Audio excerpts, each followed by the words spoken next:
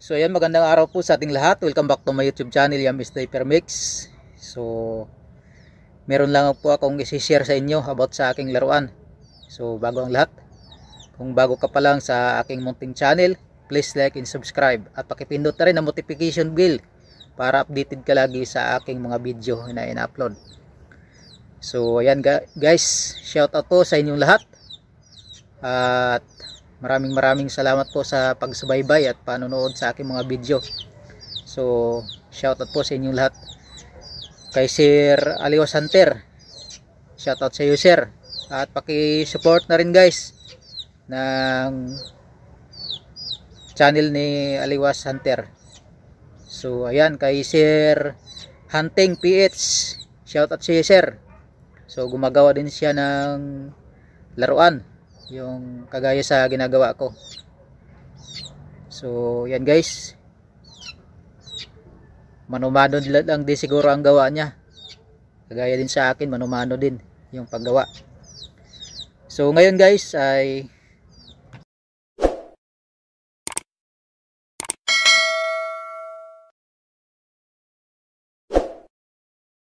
share lang po ako about sa aking laruan. So ito nga pala yung aking laruan guys. Ito po yung ating laruan. Ngayon may binago tayo nito dito guys sa laruan na to. So binago ko pala yung kanyang chamber, kasi pinalitan natin ng bala. Pinalitan natin ng bala. Yung ipinalit natin is 9mm na steel ball. So ito po yung ating ipinalit. So medyo may kalakihan na to guys, kasi yung sa 8mm is hindi siya gaanong mabigat tumama, lalo na pag malayo. So pinalitan natin siya ng 9mm, kasi pagka halimbawa guys naghahunting tayo, baka mamaya bigla tayong makakita ng katulad ng bayawak, so o di kaya musang, kailangan natin yung bala na mabigat-bigat para isang tama lang laglag ka agad. Kasi pagka 8mm lang, hindi gaano malakas ang impact ng 8mm. Pang ibon lang siya guys ang 9mm ay 8mm na steel ball. So binago natin ang ano niya, yung kanyang chamber para magkasya yung 9mm. Yan po, may nakalagay siya ng bala sa loob. So yan yung ating laruan. So ito nga pala nga mga guys, napapansin ninyo is nabakbak yung kanyang pintura, kasi pag umiinit yung natin, yung tangke is nasusunog yung pintura, kaya nababakbak. Kasi stainless po ito guys, yung tangke na to stainless siya.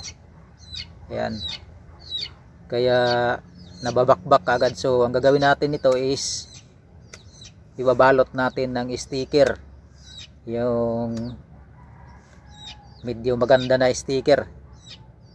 Bibilhan natin yan sa susunod pag may budget na tayo.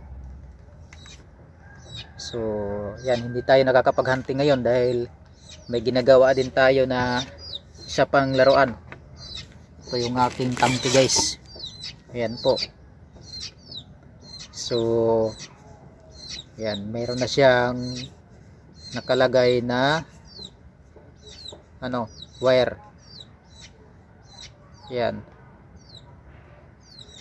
kulang na lang nito guys yung niya. Pero meron na tayong dito guys, yung gagawin na handle. Ito po. So ito nga pala guys is sa airsoft po ito guys, hindi po ito sa toy gun. sa airsoft po. So ito ay bakal. Yan, kung mapapansinin niyo yung tunog niyan, is bakal po siya. Matigas po talaga ito dahil bakal. So hindi naman siya ganong mabigat, parang pundido siya, pero matibay siya guys. Hindi siya kagaya nito na plastic. Ito ano talaga, bakal. So matibay siya, hindi siya mababasag kung sakaling maghahunting kayo na madudulas kayo. So matibay siya, hindi siya masisira kapag halimbawa nadulas kayo guys. Ito kailangan ingatan yung mga ganito, kasi pagka nadulas kayo at tumama po ito, may posibilidad na mabasag, kasi ano lang siya, plastic lang. Kaya kailangan ingat na ingat ka dito na hindi siya tumama sa matigas na bagay. So yan, sa mga nagtatanong kung magkano ba ang presyo nito guys, so medyo may kabigatan po yung presyo nito guys. Kapag kasama ang scope is nasa 3.5 kapag kasama yung scope, pero pag unit lang guys, kasama yung silencer, nasa 1.5 lang ang presyo niya, yung price niya guys pagka unit lang. Pero pag kasama yung scope is 3.5. Kasi hindi po basta-basta ang paggawa natin ito guys. Yung mga materialis is binibili din natin sa online, at saka yung mga pandikit guys, yung may kamahalan na yung pandikit. Pero pagka may gusto is madali naman guys. Meron naman siyang kasamang may kasama siyang bala. Kung ano ang bala niya, yun ang ipapadala natin. Kung yung bala niya is 9mm, yun ang ipapadala natin, yung bala na 9mm. So 20 pieces na bala, at itong yung gas, yan po, may isang puno na po nito na gas. So di ka rin lugi, kasi magkano rin yung gas guys, yung gas nito guys. Pag bibili ka ng 2 piraso is aabotin din ng 200 mahigit, kulang na 300. Matagal-tagal din dong gamitin ang isang puno nito guys, kaya hindi ka na rin lugi, baka makapag-hunting ka pa. So sa 20 pieces matagal-tagal din yan maubos yung bala na yan. So yun lang guys ang aking i-share sa inyo.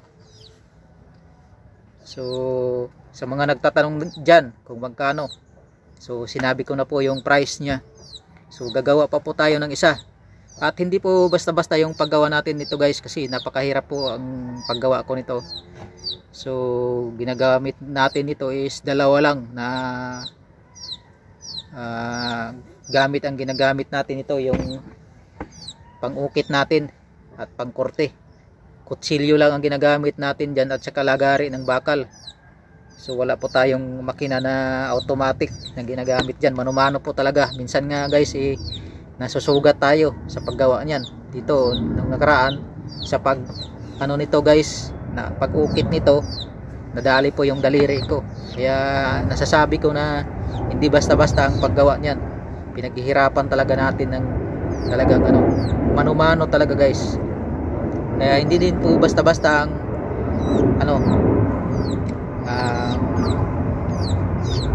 hindi din mababa ang presyo niya. So yan, at kasama na po yung silencer kapag bininta natin. So yan, para sa mga nagtatanong guys, PM lang po kayo sa aking Facebook page, Yam Sniper Mix Big Letter po, kagaya din sa aking YouTube channel. So yan, hanggang dito lang guys, at maraming salamat sa inyong panonood. At God bless po sa inyong lahat. Ingat po kayo palagi.